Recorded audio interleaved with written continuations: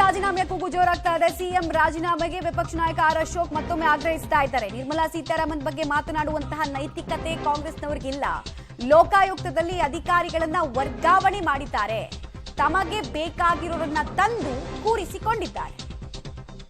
ಪಾರದರ್ಶಕ ತನಿಖೆ ಇದರಿಂದ ಆಗಲ್ಲ. ರಾಜೀನಾಮೆಯನ್ನ ಮೊದಲು ಸಿಎಂ ಕೊಡಬೇಕು. ಇದರಲ್ಲಿ ಸಿಎಂ ರಾಜೀನಾಮೆಯನ್ನ ಕೊಟ್ಟಾಗ ಮಾತ್ರ ನಿಷ್ಪಕ್ಷಪಾತ ತನಿಖೆ ಪ್ರಕರಣದಲ್ಲಾಗತ್ತೆ ಅನ್ನೋದು ಆರ್ ಅಶೋಕ್ ಅವರ ಅಭಿಪ್ರಾಯ ಆಗ್ತಾ ಇದೆ. ರಾಜೀನಾಮೆ ಕೊಡಿ ಅಂತ ಹೇಳಕ್ಕೆ ಕೊಟ್ಟಿದ್ದಾರೆ. ಅದು ಕೋರ್ಟಲ್ಲಿ ಉತ್ತರ ಕೊಡ್ತಾರೆ ಅವರೆಲ್ಲರೂ ಕೂಡ. ಆ FIRಗೂ ನಿಮ್ಮ FIRಗೂ ಅವರು ಸ್ವಜನ ಪಕ್ಷಪಾತ ಮಾಡಿಲ್ಲ. ಯಾರು?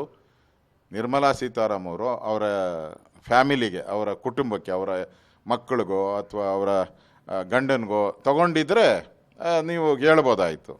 ಅದು ಪೊಲಿಟಿಕಲ್ ಪಾರ್ಟಿ, ರಾಷ್ಟ್ರೀಯ, ಅದು ಲೆಕ್ಕ ಕೊಡ್ಬೇಕು ಅವರೆಲ್ಲ. ನೀವು ತೊಗೊಂಡಿರೋದು ಮನೆಗೆ, ನಿಮ್ಮ ಕುಟುಂಬಕ್ಕೆ ತಗೊಂಡಿರೋದ್ರಿಂದ ರಾಜೀನಾಮೆ ಕೇಳ್ತಾ ಇರೋದು. ನೀವು ದೇಶಕ್ಕೋಸ್ಕರ ತಗೊಂಡಿದ್ರೆ, ಕಾಂಗ್ರೆಸ್ ಪಾರ್ಟಿಗೋಸ್ಕರ ಹೇಳ್ಬಿಡ್ಲಿ, ನಾನು ಸೈಟ್ 14 ಸೈಟ್ ತೊಗೊಂಡಿದ್ದು ನಾನು ಕಾಂಗ್ರೆಸ್ ಪಾರ್ಟಿಗೋಸ್ಕರ, ನನಗಲ್ಲ ಅಂತ ಬಿಟ್ಬಿಡೋಣ.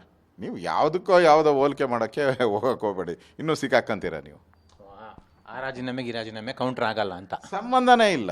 ಈಗ FIRಗಳು ಬೇಕಾದಷ್ಟು FIRಗಳು ದಿನನಿತ್ಯ ಆಗುತ್ತೆ. ಅದನ್ನು ನಿಮ್ಮ ಇದಕ್ಕೂ ಕಂಪೇರ್ ಮಾಡೋಕ್ಕೆ ಸಾಧ್ಯನೇ ಇಲ್ಲ. ನಿಮ್ಮದು ಪೂರ್ತಿ ಡಿಫ್ರೆಂಟು. ಸರ್ಕಾರದ ಆಸ್ತಿ ನುಂಗಿರೋ ಅಂಥದ್ದು, ಮೂಡ ಜಮೀನು ನುಂಗಿರೋ ಅಂಥದ್ದು.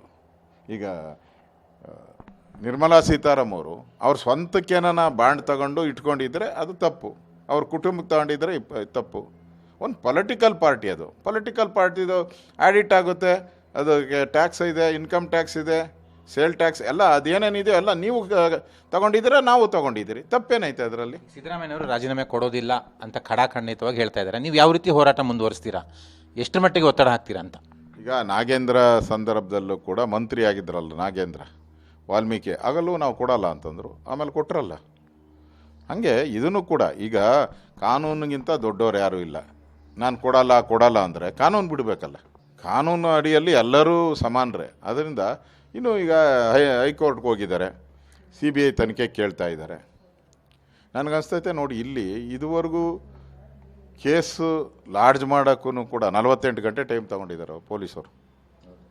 ಮತ್ತು ಎಲ್ಲ ಅಧಿಕಾರಿಗಳು ಕಳೆದ 2-3 ತಿಂಗಳಿಂದ ಎಲ್ಲ ಅಧಿಕಾರಿಗಳನ್ನ ಚೇಂಜ್ ಮಾಡ್ಕೊಂಡಿದ್ದಾರೆ. ಇಡೀ ಲೋಕಾಯುಕ್ತದಲ್ಲಿ ಎಲ್ಲ ಅಧಿಕಾರಿಗಳು ಚೇಂಜ್ ಆಗಿದ್ದಾರೆ. ADGPಯಿಂದ ಹಿಡಿದು SP ಎಲ್ಲ ಚೇಂಜ್. ಈ ಕೇಸ್ ಬಂದ ತಕ್ಷಣವೇ ಎಲ್ಲ ಕಡೆ ಚೇಂಜ್ ಮಾಡ್ಕೊಂಡಿದ್ದಾರೆ. ಅಂದರೆ ಅವ್ರಿಗೆ ಬೇಕಾದ ಥರ ಮಾಡ್ಕೊತಾ ಇದ್ದಾರೆ. ಇದೆಲ್ಲನೂ ಕೂಡ ಕೋರ್ಟ್ ಗಮನಿಸುತ್ತೆ. ಈಗ ಮತ್ತೆ ಅವರು ಕೋರ್ಟಿನ ಕದ ತಟ್ಟಿರೋದ್ರಿಂದ ಇದು ಇಲ್ಲಿಗೆ ನಿಲ್ಲೋ ಅಂಥದ್ದು ಕಾಣಿಸ್ತಾ ಇಲ್ಲ. ಇದಕ್ಕೊಂದು ಅಂತಿಮವಾಗಿ ಒಂದು ಎಂಡ್ ಆಗೇ ಆಗುತ್ತೆ. ಅದಕ್ಕೆ ಮುಂಚೆ ಸಿದ್ದರಾಮಯ್ಯನವ್ರು ಯಾವಾಗೂ ಹೇಳ್ತಾ ಇದ್ದಿದ್ದು, ಯಡಿಯೂರಪ್ಪ ಶುಡ್ ರಿಸೈನ್, FIR ಆಗಿದೆ, ಶುಡ್ ರಿಸೈನ್. ಅವರು ಮುಖ್ಯಮಂತ್ರಿಯಾಗಿ ಪೊಲೀಸರ ಮೇಲೆ ಪ್ರಭಾವ ಬೀರ್ತಾರೆ. ಅವ್ರದ್ದೇ ಕೈ ಕೆಳಗಡೆ ಇರೋವಂಥ ಪೊಲೀಸರಿಂದ, ಲೋಕಾಯುಕ್ತ ಪೊಲೀಸರಿಂದ ತನಿಖೆ ಮಾಡಿದ್ರೆ ಏನು ಸತ್ಯ ಬರೋಲ್ಲ. ಶುಡ್ ರಿಸೈನ್ ಅಂತಂದರು. ಈಗಲೂ ನಾವು ಅದನ್ನೇ ಕೇಳ್ತಾ ಇರೋದು, ಸಿದ್ದರಾಮಯ್ಯ ಶುಡ್ ರಿಸೈನ್.